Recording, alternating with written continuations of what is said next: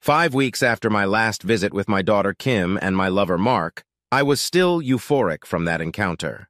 Mark and I called each other every other day and had phone sex several times. Unfortunately, I couldn't visit our daughter during that time due to their busy studies, but we had already planned a longer weekend from Thursday through Sunday in the next 3 weeks. On Monday, my daughter called and said that her next semester must be paid within the next week or she would have to leave college. I said I would talk to her dad. When my husband got home late that night, I asked him why our daughter's college money hadn't been paid yet. He looked me in the eye for a few seconds and told me that he would not pay for a disrespectful daughter who was stabbing him in the back. Stunned, I asked him what he meant. He simply said that he had learned that his daughter disrespected her father and perhaps even more disliked him. That's why he decided not to pay for her tuition, but I could pay for her from my account. Since it was late evening, I decided to call my daughter the next day, but when I tried to talk to my husband about it, he said he had said all that needed to be said. I went to bed angry with him. The next day I called my daughter and told her what her father had told me. She had no idea why her father thought she didn't love him anymore. She said she had always loved him, but I could hear the sadness in her voice. I told her I would take care of the money for school, but she should talk to her father. When I went online to our accounts, I found that most of the money in the accounts was gone. I couldn't find out where the money went. I started getting angry with my husband again and waited for him to come home. As soon as he walked in, I asked him where all our money was and how I was supposed to pay for our daughter. "Well," he said, "I have withdrawn my money. The money that is in the joint accounts is for the current payments on the house and your car. If you don't have enough, get a job. As for paying for our daughter's schooling, maybe one of your lovers can pay for that. Although I don't think your college lovers will have enough money, maybe you can charge them for your fornication, or your regular lover will give you money." My legs gave out from shock and I had to sit up. "What? What do you mean? I don't have any lovers," I said as convincingly as I could. I felt like I was tearing myself apart, and I didn't know what else to say. I didn't realize he knew about my extramarital sex at all. My husband was starting to get angry. "Oh, come on. I know about your steady lover. I also know about your college lover, Mark, and I know about all the college boys you fucked with the support of my ungrateful daughter. I also know that you and she shared her boyfriend. I cried because I saw my marriage fail." "I'm sorry. It was just sex," I whispered between sobs. "Just sex? Then tell me, when was the last time you had sex with me? And when did we make love?" I couldn't truthfully answer that question, he continued. "The last time you had sex with me was a week after your first visit to college, and it was just a pathetic sight as you lay there with your eyes closed and I did all the work. But during the third act, you screamed the name Mark. That's when I realized something was terribly wrong in our marriage. And as for making love, that was so long ago, even I don't remember. I realized you didn't have time or need for me between all that phone sex with Mark. Yes, I have it all on video and audio, even your college threesome. I just sat there like a deer in headlights. I didn't realize that I had neglected my husband and my marriage for so long. I looked into his eyes and saw how hurt he was. What a terrible wife I had been. Not that I have any interest in having sex with you after your threesome. Who knows what diseases you have now? And our daughter even encouraged you to give a shit about our marriage. She hasn't spoken to me once since she moved into the dorm. She even ignored my texts a few weeks ago. Now you know why I won't pay her tuition. She needs to get a job. Maybe she can prostitute herself like Mom. Maybe together you can earn enough to pay for college." He said it with pain and anger. I just sat there and cried. Now I'm going to get some sleep. Over the last couple days, I've moved most of my stuff into the guest room. I'm not surprised you haven't even noticed. I will sleep there as I see no need to pretend. I sat there for a long time, or at least it seemed like a long time to me. Then I called my daughter, even though it was late, but I needed someone to talk to, and I had to tell her about our problems. Without any greeting, I just cried on the phone. "Kim, your father knows. Your dad knows about Mark, about all the sex that was there. He even knows about my lover here. And he knows about your involvement, which is why he won't pay your tuition." "Oh shit, Mom. How does he know? Do you have a lover at home too?" "Shit. What about Mark? What's going to happen now? And who's going to pay for college?" "We hurt him. We've both hurt him very badly. and I don't know if our marriage will survive. He has said hurtful things about both of us, and honestly, I can't blame him. I don't know where he hid most of our money, but there is no way I can talk to him about it now. I have to let him cool down and stay obedient. Maybe I can save our marriage, but I wouldn't bet on it at this point. I'm not sure you should call him right now. He told me that you've been neglecting him since you moved into the dorm and even ignoring his messages. So please, stay calm. Oh, and tell Mark not to call me. I can't see him or any of the other guys anymore, and I don't think your boyfriend Bob will ever be welcome here. My life is falling apart. There's no other word for it. I had it all. A loving husband who provided for both my daughter and me in every way. He made enough money that I didn't have to go back to work after our daughter Kim was born. We weren't rich, but we had a comfortable life with a nice home, and I didn't have to worry about money. Okay, sometimes I had to argue with my husband, but most of the time I got my way. We had a varied sex life, but it had dwindled in the last few years because my husband had gotten promoted several times and had to work late more often. Maybe that was the reason I was vulnerable to the advances of my longtime lover, Billy. With my high libido, I thought I could have a lover without hurting my husband. I thought I could have my cake and eat it, and my husband wouldn't suffer for it. It would even improve my personal life with him. How silly that sounds now. Then came the time when our daughter moved away to college, and I visited her there for 2 weekends. The first weekend I met Mark at a fraternity party I attended with my daughter. I spent time in bed with him, and my daughter even appreciated it. What followed was 4 weeks of phone sex with Mark and masturbating thinking about him. During this time, I also met up with Billy, but I didn't tell him about Mark or my weekend. What I didn't realize was that I was completely neglecting my husband. On my second visit to college, I met Mark again and had sex with him and about a dozen of his friends throughout the weekend. My daughter knew everything and was happy for me, and we both didn't think much of my husband, her father. We were infinitely selfish.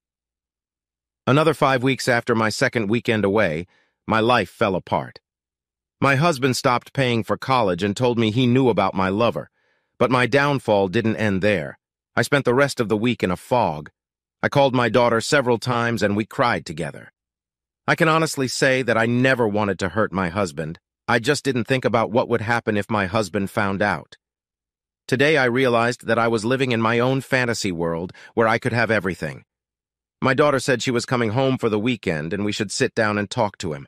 I wasn't sure if it would help me, but maybe it could repair her relationship with her father. Mark called once after that, but I disconnected him. Even Billy, who I saw usually twice a week, didn't cross my mind. He texted me a few times asking to come over, but I told him once that I had issues to work out and I would get back to him later. My husband was not showing up at home in the evenings. At first I thought he was having sex with other women, but then I saw sports clothes in the hamper. I remembered that I had seen it before, but I didn't think about it then. Well, that shows where my mind was. Then the weekend came. Kim came over Friday afternoon and we talked. I even told her about Billy, the one secret I had kept from her. When my husband arrived late that night, my daughter ran up to him, hugged him, and yelled several times, "I'm sorry." He just patted her on the back and said, "We'll talk in the morning," and went to the guest room. I know this indifference hurt her, but she said she understood. After a sleepless night, we met in the morning at our dining room table. After looking at my daughter and I for a few seconds, he simply said, "Who wants to start talking? What do you both have to say about this mess?" My daughter and I had discussed this the night before and thought it would be best if she mediated, despite her role in this. "Dad, first I want to say that I'm sorry we hurt you so much. We both, Mom and I, truly love you, and that has never changed. We know that our actions show something different." My husband only grumbled but didn't say anything, so my daughter continued. "You know that I was always my mother's best friend, not just a child. She shared a lot of her life with me, so I also know a lot about your marriage. Yes, we even talked about sex and your sex life." At these words, my husband looked at me surprised and angry. I couldn't look him in the eyes for long, so I lowered my gaze to my hands. I remembered what I had told my daughter over the past few years, and it didn't paint a good picture of my life with my husband. Worse than it was. My daughter continued. "My mother told me that over the years your sex life suffered. You started working longer hours and were often tired. I know that she started using toys to fulfill her sexual needs because she didn't want to pressure you. I didn't know that she had an affair with Billy a few years ago. She told me last week that she started exploring her sexuality with him to improve your sex life together. Until then, she spoke in a normal voice but looked at me accusingly. But looking back, I never saw any improvement, at least not that she told me. She always told me that she was sexually unsatisfied and didn't get attention from you. That was the main reason I agreed to her affair with Mark on her first visit. I thought it would fulfill her needs in the long run and not hurt you in any way. I knew she had been in contact with him over the following weeks, and I even knew she wanted to meet him again. However, I did not know how intense their calls and conversations were. I found out after talking to Mark. Yes, I talked her into meeting him again the second weekend she came to college. It wasn't meant to be a long-term affair. I knew she'd had sex with more than just Mark, though I didn't know about the threesome the first night. But after that, I just figured it wouldn't hurt anyone if she let her hair down all weekend. At those words, she lowered her eyes and blushed, but continued. Yeah, I let her fuck my boyfriend Bob. Somehow it seemed normal for the bond between my mother and me. After she finished, we sat in silence and pondered what she had said. I began to cry and realized that it would take a miracle to save the marriage. After a long pause, my husband turned to me and coldly asked if I had anything to add by way of explanation. I couldn't speak, so I just shook my head negatively. He waited a few more seconds to see if I would change my mind. Then he leaned back and determined my future. Let's summarize. My wife had her long-term affair because I had to work long hours to feed my family. She wouldn't talk to me about it because she didn't want to hurt me. Instead, she fucked other men thinking it wouldn't hurt me. She wanted to explore her sexuality by having an affair with Mark instead of talking to me. She also became a slut for over a dozen frat boys to fulfill her sexual needs with the support of my daughter. She even slept with her daughter's boyfriend to get closer to her. When he put it like that, it sounded really awful. I shamefully leaned back in my chair and let the tears flow. But I didn't think for a second that they would have any effect on him. After a while, he spoke again, addressing his daughter. Let's get something straight. Your mother had a good job before she got pregnant with you. Don't get me wrong, the pregnancy was planned, and I always wanted children. That's the reason we moved to this bigger house for all the kids we planned, even when I argued that this house was too big. But she countered that she would go back to work after the planned children went to school and contribute to the household. I sat there in tears and remembered that time. A time when we were happy. It's true. I wanted that big house and to fill it with kids, and I really wanted to go back to work. After you were born, she stayed home and took care of you. After a few years, I wanted more children, but your mother decided that one was enough, and that she didn't want any more. I never forced her to have more because I thought it was her decision in the end. When you went to school, she also decided that she didn't want to go back to work and would focus on you growing up. It was okay at first because I was making enough to live a good life. There was just a little problem. Now we had a big house that I had to pay for, and your mother didn't go back to work. In itself, that wouldn't have been such a problem because I was doing well at my job and making good money. However, since your mother stayed home, she had to fill her free time, especially after you went to school. Oh boy, I knew where this was going. I never realized how bad it was. Her hobbies eventually cost a lot of money. I don't want to explain what your mother spent our money on. I don't want to repeat her bi-weekly visits to the beauty parlor for a few $100s. Or her shoes, purses, and dresses that she used maybe once over the years. And I don't want to mention her new car that she had to replace every 3 or 4 years, with all the extras, of course. Oh, you know, she even spent some of the money I earned on her lover. While I got for Christmas a gift certificate, her lover got an expensive watch, with personalized engraving. At these words, my daughter looked at me in surprise. This was also something I hadn't told her about. It made me feel even more embarrassed. You may wonder why I didn't say anything. In fact, I had said something from the beginning. I had several conversations about money with your mother, but I kept them away from you. She always promised to cut back on her spending. Well, that would last a few weeks, and then she would start spending again. After a few years, I stopped discussing it, but I had to work longer hours to finance your mother. And of course, you. I don't need to tell you what hobbies you've tried over the years, and I'm sure you have no idea how much they cost. Your mother always wanted the best of the best for you. Over the past few years, 70% of our money went to you and your mother. With the remaining 30%, I paid my expenses and maintained our nest. Your mother once accused me of spending $150 on a tennis racket, while she spent $400 on a new bag in the same week. And I'd really like to see your mom in all the lingerie she bought from Victoria's Secret or Agent Provocateur, but I guess that's reserved for lovers. My God, I thought, how much he knows. I've never seen it this bad. I never knew our financial situation. The money was just there to be spent. When I bought sexy lingerie, I seemed to think of my husband, but I never wore it for him, even when he asked me to. He interrupted my train of thought by continuing, "So, my dear daughter, you will realize that money doesn't grow on trees. I had to work for it, and I had to work long hours to bring in extra money. I like my job, so it wasn't a big problem for me. Of course, my working long hours had to affect our sex life. After working 10 or more hours a day, I don't have the energy to fondle your mom for a long time before getting down to the main part. She has always needed me to seduce her with caresses and fondle her body for long periods of time. Don't get me wrong, I love foreplay, but I don't always have the energy for it." Hearing about our sex life, my daughter started to blush. She wasn't ready to talk about sex with her father, even though she had started it herself. "Oh, come on, my dear daughter, there's no reason to blush. If you talked to your mother about our sex life, you must have known all this. Did your mother tell you that at the beginning of our marriage we had quite an active sex life? We did it often and sometimes several times a day.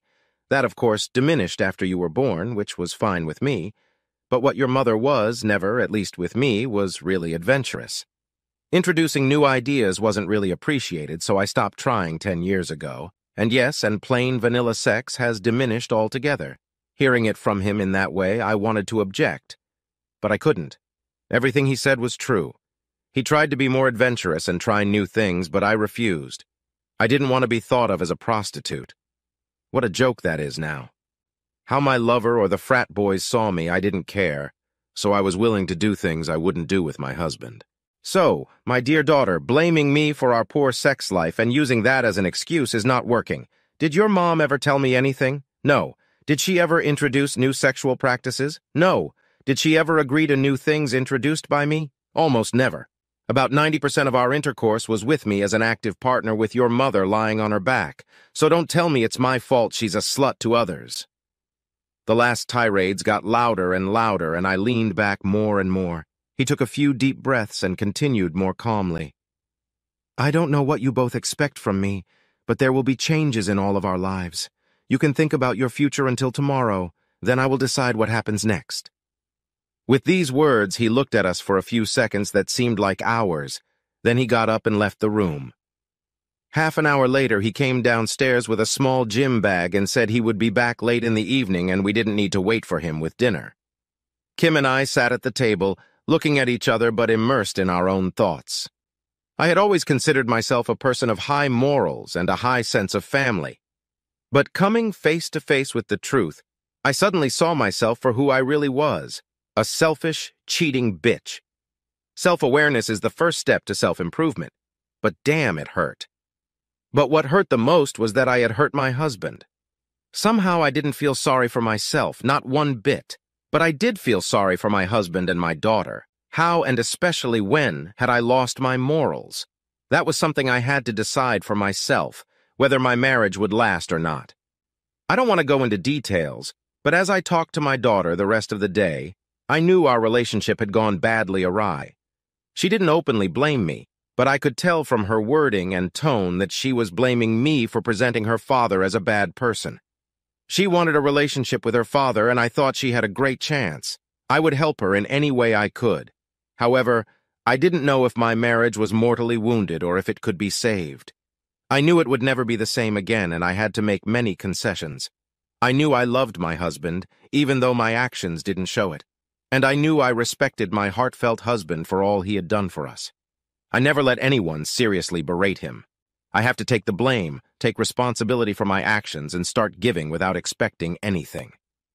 The next Sunday morning began the same way it had the day before. My daughter and I were sitting at the table when my husband arrived, Before either of them could speak, I said, "Please let me begin before I lose my courage." They both looked at me in surprise, and when they didn't object, I continued, "My dear husband, I am sorry that I have caused you such pain. I don't know when I lost my way, but please believe me when I say that I have always loved you. Be assured that nothing you did or didn't do was the cause. The blame lies entirely on me. I don't know why I acted the way I did, but I intend to find out with professional help. I know you're not happy with our daughter right now, but please understand she is as much a victim as you are.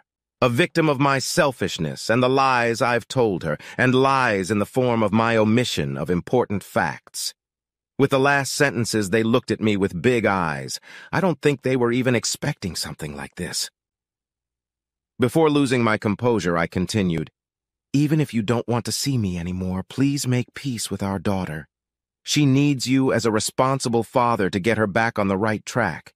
She needs you a lot more than she needs me, at least right now. I know I have no right to ask, but if you find it in your heart to give me a second chance, I'll do anything to earn it. I know you'll never forget what I did, but I hope you can forgive me sometime in the future. If you go on without me to be happy with someone else, you forgive me at least so that you can be happy." With that last sentence, I lost my composure and ran upstairs to my bedroom.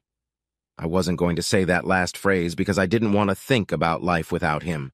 But right at that moment, all I wanted was for him to be happy with whoever he was with. It took me 15 minutes to calm down, and I went downstairs. "I'm sorry," I said as I sat down again. Everyone seemed to be deep in their own thoughts, but then my husband straightened up. "I thank you for your confession. I didn't expect it to be so serious." After a few seconds, he continued, "I don't want to beat around the bush. I've already consulted with a divorce attorney." With that revelation, I leaned back in my chair. I knew my marriage had broken up, and all I had to do was wait to be served. I knew I wouldn't resist. I almost missed what he said next. "Unfortunately, the laws in this state are not really in my favor in a divorce case. After considering all the possibilities with an attorney, we've come to the conclusion that it's cheaper to keep you here." I looked up with surprise and hope on my face. He looked me in the eye, but there was certainly resentment in his eyes. But this was the first time I had a faint hope of saving my marriage. But I knew it was going to be a long road, and I was willing to take it. "Of course, there will be some major changes. First, I've canceled all of your credit cards. You will both get debit cards that I will put a small but appropriate amount of money on each week. You should use this money to pay for groceries and some personal expenses. I know you need to make some serious adjustments to your spending, but this time it will be up to me. Financial hardship didn't scare me as much, even though I knew I would have to adjust. I was used to having money when I wanted it. I'll have to get used to it. But the most important thing is your infidelity. You know you hurt me with your cheating, and even though you told me you never lost respect for me, I feel insulted. I hope you don't expect physical affection in the foreseeable future, because at the moment, touching you doesn't appeal to me. This hurt me very deeply. It was like a slap in the face. I had always wanted to look good, and it was important to me to know that men desired me. But now the man I truly love didn't desire me, didn't even want to touch me, and it shocked me. But when I felt my face turn pale, I realized that it wasn't my body itself that made me unattractive. It was what I had done with my body. I had allowed other men to use it, even though only my husband should be allowed to use it. At this point, I felt dirty myself. Not only my body, my soul felt dirty too. I knew I had to cleanse my body and soul of deceit and selfishness. One more note. I expect you to get a clean bill of health. I know you've had unprotected sex with guys, and I don't want to take any chances. At those words, my face flushed red with shame. For all my lust, I didn't think about my health, much less the health of my loved ones. I would kill myself if I passed on a few STDs to my husband. This may be the hardest part for you, but I don't want to abstain from sex. We've had less in recent years and then just boring sex. We've already talked about the reasons why. However, you had a lot of adventurous sex with your lover. So now I have a hall pass for the future. I won't just sleep with any woman, but if I find someone worthwhile, I will have sex with her without regret. I won't flaunt it in front of you, and it won't be someone in our circle of friends, preferably some stranger. I'll keep it a secret, but I'll tell you if you want to know. Oh my God, he intends to cheat. Several feelings came over me: anger, pain, hatred, humiliation. With that last feeling, I suddenly realized how he felt when he found out about my deception. It didn't make me feel any better, but I knew I had no right to complain. I just leaned back. Of course, if you want to continue this marriage, you must remain faithful. Otherwise, I'll divorce you. I can't take any more disrespect. Maybe I should have sex with your lover's girlfriends. But as far as I know, only 3 of them have steady girlfriends. He looked at Kim again. Bob has a girlfriend, but I'm not sure I want to have sex with my own daughter. Kim looked at him wide-eyed. And your longtime lover, Billy? Well, he doesn't have a steady girlfriend, but he has 2 other married women he sees regularly. You're not his only woman. He's a player who likes to have married women and put horns on their husbands. There is at least one marriage that fell apart because of him about 2 years ago. This was something new. I didn't think much of Billy or what he did when I wasn't with him. There was no love on my part, only carnal lust. Those are the rules for the future. If you can't live with them, you'll have to file for divorce yourself. With these words, he stood up and left us sitting. A long silence followed as we pondered what we were facing. The only problem for me was the realization that my husband might be cheating on me. But what choice did I really have? I could be well compensated in the divorce, but at what cost? I love my husband, and I didn't want to lose him. I knew I had to make myself desirable to him, body, and even more so, soul. I had to win him back. The rest of Sunday we hardly spoke at all. Kim left for her college on Sunday night. I didn't know what surprises the next few days would hold for me. On Monday night, an excited Kim called. She told me that Mark's fraternity had thrown a party that weekend. One of the girls there, who had been drinking heavily, had been raped by several guys. She reported the rape. That same day, someone called the police and reported a major drug distribution at that particular fraternity. A drug raid on the fraternity building found many drugs of all kinds: date rape drugs, and videos of various groups on the fraternity brothers' computers and cell phones. It was Mark's fraternity, and according to Kim, a lot of drugs were found in his room as well. I looked at my husband and saw the corners of his mouth lift up. I had a feeling that he knew about all of this before, maybe had set it all up. When I asked him, he simply told me that there was no way he would have organized the rape of an innocent girl. It was just a coincidence, and icing on the cake. The college has shut down this fraternity, and its members will face hard times. Their future careers are not looking so good. On Thursday, I received another unexpected call. They had found child porn on Billy's office computer, and further investigation revealed several videos of him with various married women. There were none of my videos, but since I was one of his frequent contacts, I was interviewed. My husband supported me during the investigation, and after a few days, I was acquitted. A few weeks later, Billy called me from detention. He asked me if my husband had planted the child porn since all my videos were missing. I didn't even know they existed. He had gotten an anonymous letter that said, "Don't have married women." I didn't ask, but I knew my husband had a hand in it. I know he has a friend who is great at IT security. I just hoped this friend hadn't seen my videos. Since I knew he was getting revenge on my lovers, I was just waiting for the axe to fall on me. Epilogue. A year later, I am happy. I'm still married to my husband, and I love him more than ever. Of course, it's been a rough year. I immediately went to a counselor to understand myself. A full medical exam, yes, I also got a clean bill of health, revealed a hormonal imbalance that may have started a long time ago, apparently shortly after my pregnancy, and I began treatment. Psychologically, I was diagnosed with a mild form of shopping addiction. These things combined with a high libido and less time with my husband may have led to my cheating. I could cite this as an excuse, but deep down I knew that I was the one making the cheating decisions. I made sure my husband knew all of this, but I never presented it as an excuse, and I made sure my husband knew it too. A few weeks later, I found a job in my profession at a small startup. My boss is a woman, I don't want any misunderstandings with my husband, who was cheated on by her husband. I told her all about myself, and at first she was very strict with me, but she saw how I wanted to be a better woman, so gradually we became good friends. The work doesn't pay that much money, but it is satisfying. My husband told me that I can keep the money, but I contribute it to his account. I live on his debit, which he has increased over the last year, but I have never used it fully except when I bought him something as a gift. My daughter has rebuilt her relationship with her father, and they are closer than ever. All I want is for them to be happy. My own relationship with my husband took longer to get better. After just a few weeks, a friend mentioned that my husband had become a real stud. He cut back on his work hours and started a fitness program. Within a few months, he became very fit. Over the summer, our daughter was visited by several of her college friends. They seemed to flirt with him more than necessary, and he enjoyed their attention.